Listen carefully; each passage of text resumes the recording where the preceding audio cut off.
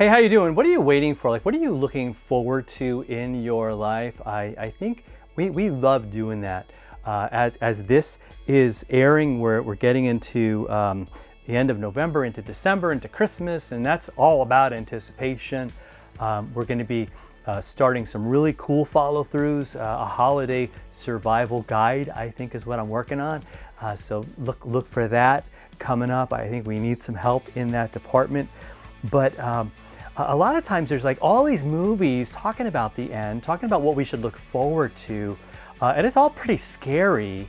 But it's misguided because it's not going to be aliens. It's not going to be necessarily nuclear war or all these things, right?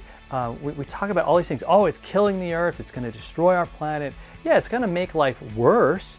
We're blowing each other up and we're doing bad things right now, always have, right? Kill each other, and so we don't even have to wait for for bad stuff to happen. It's been happening now. Now it's probably going to get worse and ramp up. But there's no zombie apocalypse that's going to happen. There's none of those things that every single, and there's a whole slew of movies that want you to believe that that's what you should worry about. And that Thor is going to come in and be your hero. It's a myth, right? It's fun. It's Hollywood. It's Marvel. I love it, but it's not how things are going to go. Peter gives us this truth, and we're going to grab a couple verses today. 2 Peter 3. We're going to go verses 10 to 12. Here's what he says. He says, "But the day of the Lord will come like a thief." Again, we hear that Jesus talked about that way. Paul. This thief, it's unexpected, by surprise. And what's going to happen is that the heavens are going to pass away with a roar. Heavenly bodies are going to be burned up and dissolved, and the earth and the works that are done on it will be exposed. So all that stuff that we think is so important, it's going to the landfill, and it will be shown for what it is. Right? It's okay. It might be something that gives us a little bit of fun right now, but don't make it your life, because it ain't gonna last. And that's perspective that God gives to us. And he says, okay, since all these things are gonna be dissolved, so what sort of people ought you to be in lives of holiness and godliness, waiting for and hastening the coming of the day of God, because of which the heavens will be set on fire and dissolved, and the heavenly bodies will melt as they burn. So how do we live? How do we live? Because in each of those movies, they get one thing right, and that is that everybody's having fun, and there's some people giving a warning, but nobody listens. Every one of those movies, whether it's nuclear war, whether it's zombies or aliens or whatever it is that causes the end of the world, there's somebody who kind of saw it coming, and everyone ignored them or made fun of them. And again, that's what we see. Oh, it's great. Don't worry about it. That would never happen, right?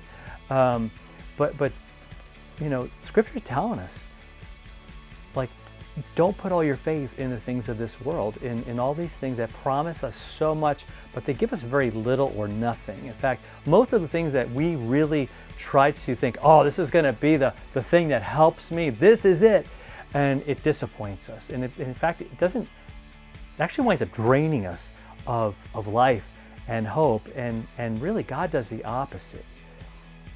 He's got this promise of this new heavens and this new earth, and he says just live for him, live a life of holiness, live a life of godliness. I used to know somebody that would say, have a good and godly day, right? She would say that, have a godly day. And I thought, wow, I've never heard anyone say that. Like, good day is okay. A good day is awesome. But a godly day, God-centered day, a day that's filled with God's mercy and filled with God's truth and his holiness, meaning it's a day that's set apart. Like, we should see ourselves as special in God's eyes, on a special mission with a special purpose in the world. That is to bring his love, to bring his forgiveness, to embrace it ourselves, knowing that Jesus died and rose and he's bringing this new heavens and new earth after everything is destroyed. See, that's the thing that doesn't happen in the movies. It's like everything gets roasted and then it's terrible. God brings hope, and it's through Jesus. There's going to be a place of perfection, a place of true hope and peace and joy, and it's going to be amazing. And He wants us to be there. He wants us to even enjoy the foretaste of it now, the preview of it right here, right now, every day, knowing, right? And that preview and that sneak peek is in the forgiveness and love and acceptance of God that we have because of Jesus. That's your follow through. Bring that message to people today. Stop holding on to all this stuff. Stop fighting about it. Stop killing each other about it. And trust in Him. There's something bigger. There's something better. And it's Him. It's God in all of His fullness in Jesus Christ. In His death, in His resurrection is just all that we could ever need.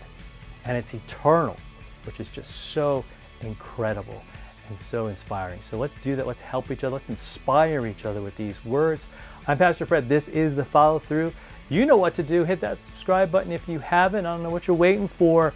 And also share this with somebody. It's so easy to do. And again, I would love for you to bless somebody else with this content. All right? We'll talk to you next time for another Follow Through.